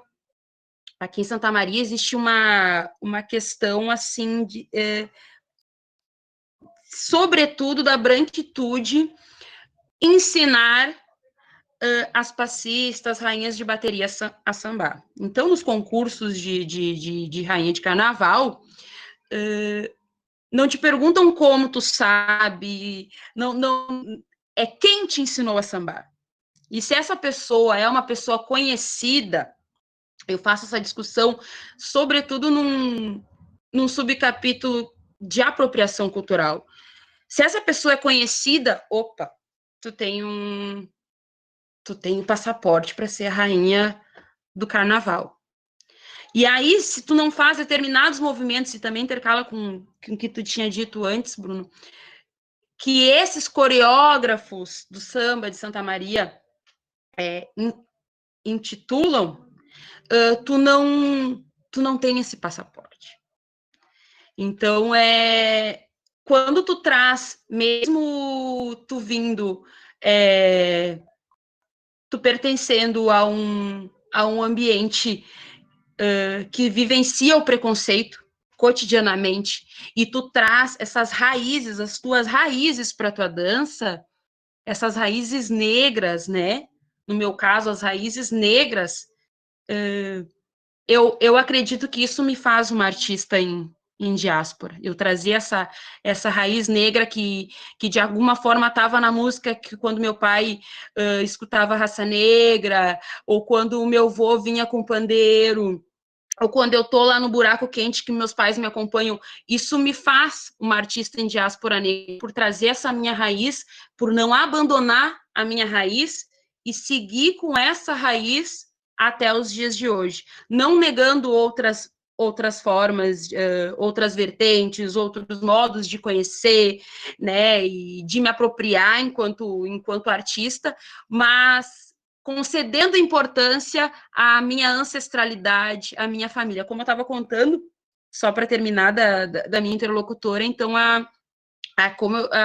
aqui em Santa Maria tem os coreógrafos que cobram muito caro, inclusive, a mãe dessa minha interlocutora disse que não tinha condições de pagar para uma pessoa ensaiar ela, que é o passaporte, como eu disse, né? Então, a mãe dela disse, eu vou chegar em casa, tu vai chegar da aula e eu vou te ensinar. Então, enquanto a mãe dela chegava em casa, ela já ficava tomando... Quando a mãe dela chegava em casa, ela já estava tomada de banho, esperando. E aí a mãe dela cozinhava, colocava o samba, e ela aprendia, e ela ia lá sambando. Aí a mãe dela vinha e dizia, não, agora tu faz assim, agora tu faz de tal modo. E ela ia sambando. Foi um dos momentos mais emocionantes, por quê? Porque a mãe dela não está mais aqui, né? A mãe dela é falecida. Então, assim, ela se emociona contando isso. Porque a professora dela foi a mãe dela. Essa foi a professora do samba dela. Então, assim, é uma pedagogia familiar, né? É a pedagogia da família. Então, eu acredito que isso me faz artista em diáspora. Não sei se respondi. Passo para a Cleice agora para eu pensar.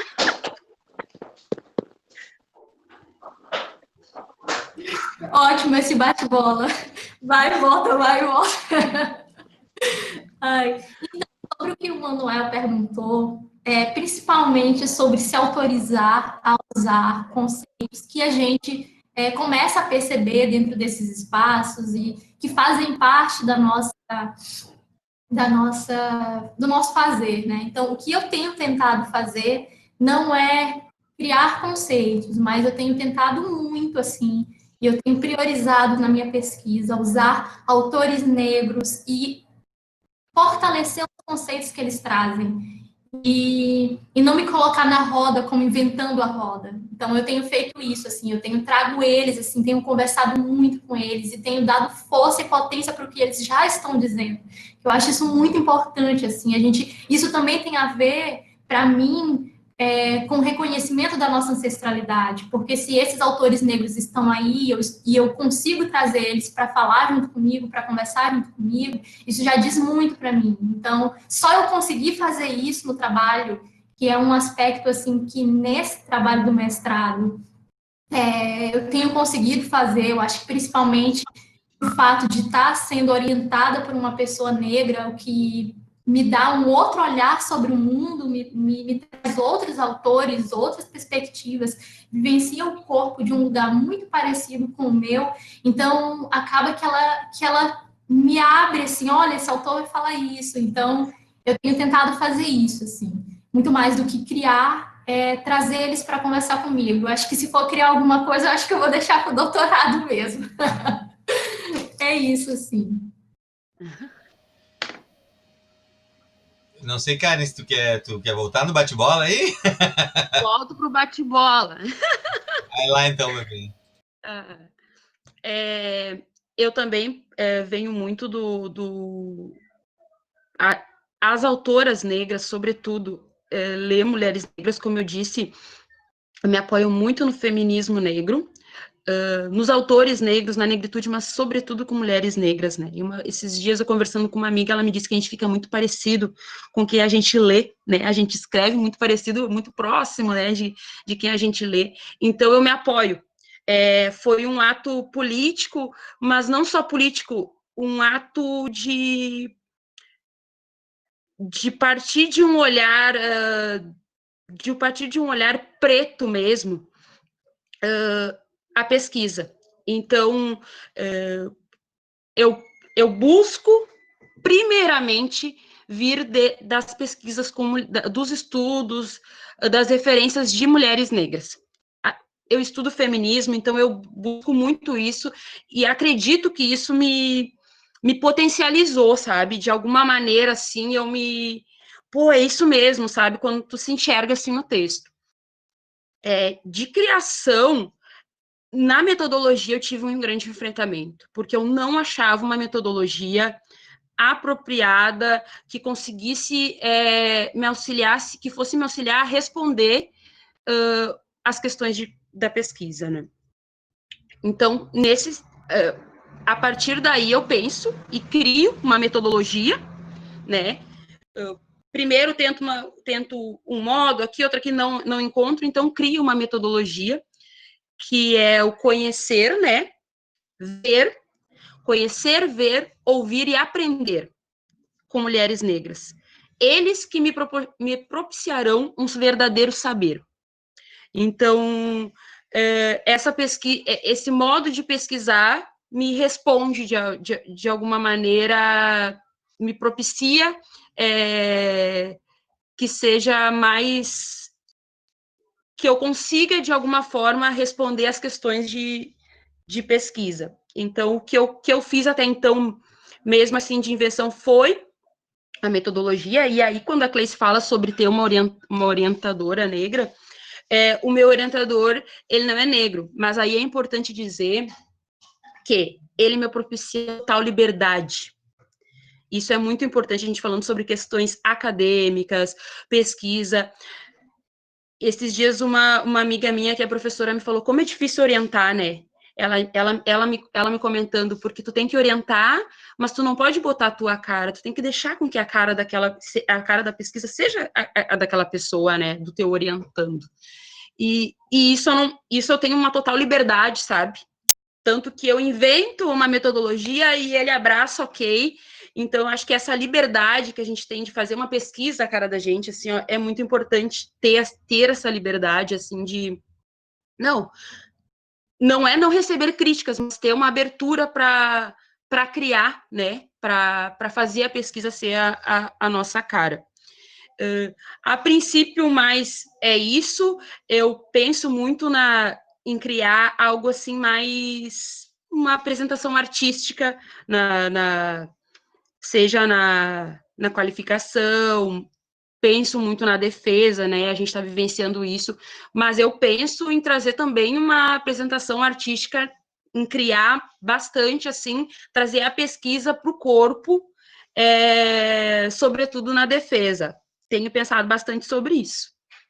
Mas conceitos, assim, ainda não, ainda estou nesse processo aí. Coisa boa. Só mais uma coisinha. Cleice, eu vou te passar a palavra e já vou pedir aí que tu, né, no bate-bola aí, você já pudesse fazer suas considerações finais, tá? Que a gente tinha combinado 1h30, a gente já tá em quase 2 horas, o povo todo empolgado aqui, a gente se empolga e quer escutar mais vocês, né? Mas até pra gente, né, manter um pouco dentro que a gente tinha pensado, assim. Então, vou te passar, né? Tu faz o teu bate-bola aí, teus comentários, e já pode fazer tua despedida também. Depois a gente vai para Karen também, pra gente se encaminhar, tá bom? Certo, Ti. Não, eu vou só complementar a pergunta do Manuel sobre contribuição, assim. Eu acho que só o fato da gente conseguir hoje escrever sobre isso e conseguir estar registrando isso já é uma baita de uma contribuição, assim. Então, eu vejo o fato da gente conseguir pesquisar e falar sobre essa ancestralidade, sobre esses modos que estão se inscrevendo o corpo, já é uma contribuição enorme. Eu só tenho a agradecer ao convite, assim, eu acho que tem muita coisa para falar, poderia dar mais, assim, umas 3 rodadas de conversa aí, e muito, muito obrigada. Espero que a gente possa um dia também se encontrar mais presencialmente, trocar esse calor e o axé presencialmente também. E é isso. Bom, Cleice, uma felicidade aí esse reencontro. E eu acho que é isso, assim, é bom ficar com o gostinho de quero mais, que daí a gente já cria motivo para se encontrar de novo, né?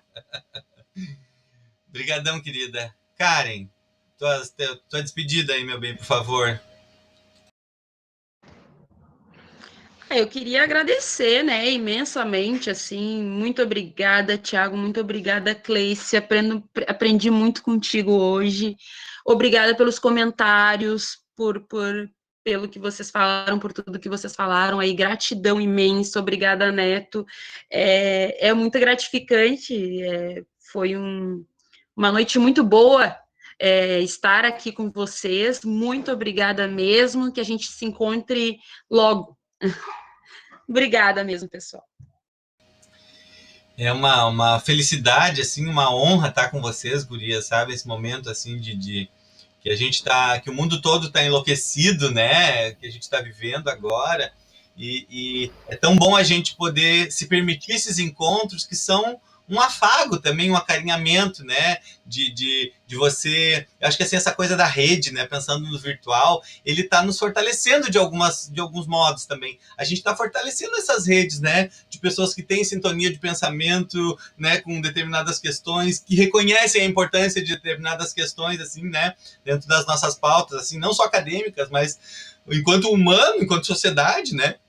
Então, assim, uma satisfação sem palavras, né, para agradecer vocês por me deixarem acompanhar vocês, né? Nesse dia que eu aprendi muito, né? Enfim, como eu disse, é importante para todo mundo que possa revisitar e reconhecer o seu lugar de fala, seja branco, negro, indígena, né? Ou qualquer outra história, né? De sujeito, para a gente justamente, ao se reconhecer, se empoderar desse lugar e ver quais são as implicações dele, né? Se responsabilizar pelos nossos lugares, né, de fala e de ação no mundo, né? Que não sejam só lugares de fala, mas que sejam, sobretudo, lugares de ação, né? Ou seja, que seja uma fala colada com uma ação no mundo, para um mundo melhor, né?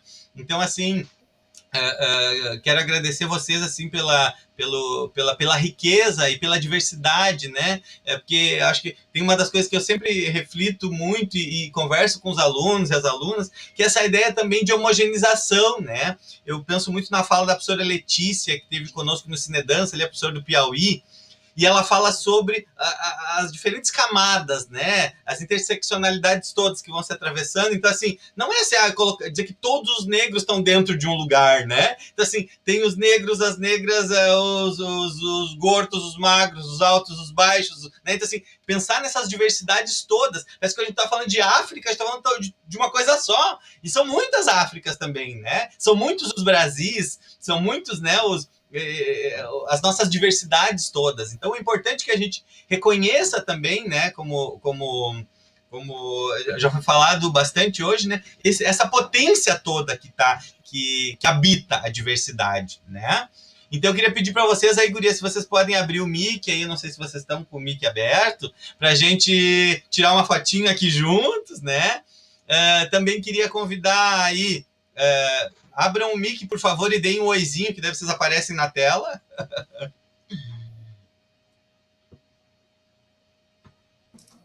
Oi. Oi, oi. Olá. Olá. Aí, o pessoal que está nos ajudando aí na técnica, Oi. por favor, né, com a imagem aí. E agradecer vocês, assim, pela generosidade, né, pelas trocas e, sobretudo, pela generosidade da construção desse lugar coletivo, né? Queria convidar também aí, amanhã a atividade da Semana do Folclore é uma atividade que não é síncrona, né? Não tem essa interação. Então, hoje a gente está encerrando, de algum modo, esse bate-papo, essa interação. Então, eu queria convidar todo mundo aí que quiser abrir o áudio, o vídeo, né? A professora Carminha, o professor Manuel, o Ederson, Nath, Felipe, né? O pessoal aí, Belisa, na comissão organizadora com a gente. Também que possam, se quiser deixar a sua despedida aí, né? Já que a gente vai... Esse é o vídeo, digamos, de encerramento da Semana do Folclore, né? Nessa perspectiva mais interativa, né? O pessoal todo que está participando aí, né? Além dos dois Brunos, né? Que nos acompanharam, outra galera quiser abrir áudio, vídeo aí também, quiser deixar a sua mensagem final, é meio que, de algum modo, o nosso rito, assim, de encerramento da Semana do Folclore. Então, fique à vontade aí, quem quiser falar, né? Nessa nossa conclusão, digamos assim, síncrona. Não sei, Manu aí. Eu vou me despedir aqui, mas fica quieto. Pessoal, ai, que lindo, Karen, Cleice, muito obrigada, tá? Eu também quero agradecer especialmente ao Tiago, que sempre provoca, que sempre motiva, né? E que faz do Dia do Folclore uma semana linda, né? Não é só o dia, mas é uma semana inteira, e esse ano especialmente, né, com a parceria do professor Manuel, a gente poder estar discutindo, né, um tema tão importante, um tema tão relevante, que para nós, assim, é muito agregador, assim, a gente aprende a cada depoimento, a gente se sensibiliza, a gente se afeta e a gente adere a esse movimento, né? A gente está muito envolvidas e muito envolvidos com todo esse movimento, né, da cultura negra na nossa sociedade, nas nossas cidades, e seguimos, né, para a gente continuar cada vez mais reverberando numa sociedade mais humana, mais justa, mais igual, mais equânime, porque somos todos iguais, tá? Obrigada, Karen, obrigada, Cleice, obrigada, Thiago, Obrigada, Manuel. Obrigada, Rose, Felipe, Ederson, Nath, Belisa e todo mundo que participa dessa sala, dos questionadores. Estou vendo ali o Bruno, meu bolsista. Obrigada, pessoal. Todo mundo, assim, né? Acho que vai sair para um fim de semana muito repleto de reflexões importantíssimas. Um beijo, um axé bem grande e muito obrigada. Gratidão. Gurias e guris e todos que estão aqui nessa sala, gratidão, muito obrigado por participarem da Semana do Folclore, viu? Foi muito rico, né? Motivo de muita alegria para a gente poder estar reunindo teóricos, intelectuais de todo o Brasil, né? Tivemos a participação de nossas referências, de pessoas que estão aí discutindo cultura negra nas artes cênicas, na dança há muito tempo. Isso para a gente é enriquecedor, esses momentos de aprendizado. Gurias, muito obrigado pela participação, pela partilha, né?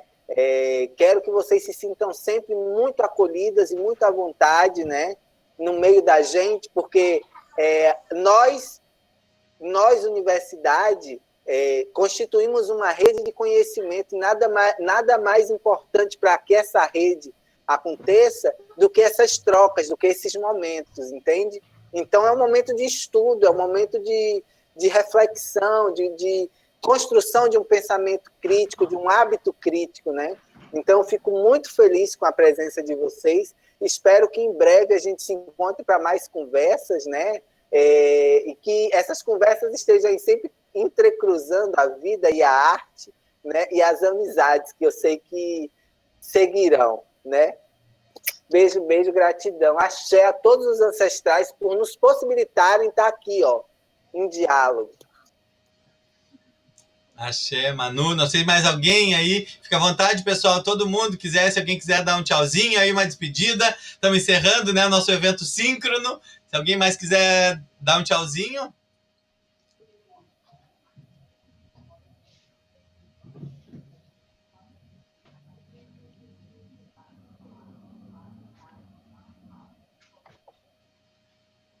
Não? Sem mais manifestações? Tá bom, então, pessoal, né? Obrigado, um abração para todo mundo, se cuidem, fiquem bem, né? A gente, como eu disse, está encerrando as atividades síncronas, né, da Semana do Folclore, mas amanhã ainda tem mais abertura do primeiro Festival Internacional de Folclore do Brasil virtual, às 17 horas no YouTube, né, lá do canal da Brasofa, organizado pela Associação Brasileira dos Organizadores de Festivais de Folclore e Artes Populares. A gente vai divulgar também nas nossas redes aí do Ladaia e do NuFolk, né, o linkzinho lá, como é que faz para acessar, tá bem? Então, obrigado mais uma vez aí pela presença, né? Cleice, Karen, uma satisfação, uma honra estar com vocês aí. Obrigado pelo aprendizado, por me deixarem acompanhar vocês, né? Manu, Carminha, Rose, Ederson, Felipe, Belisa, Nath, obrigado pela parceria aí, né? Foi uma semana do folclore muito bacana e muito coletiva, né? Produzida a muitas mãos, muitos braços, muitas pernas virtuais, tá bem? Um beijão. Pessoal, fiquem bem. Tchauzinho. Axé.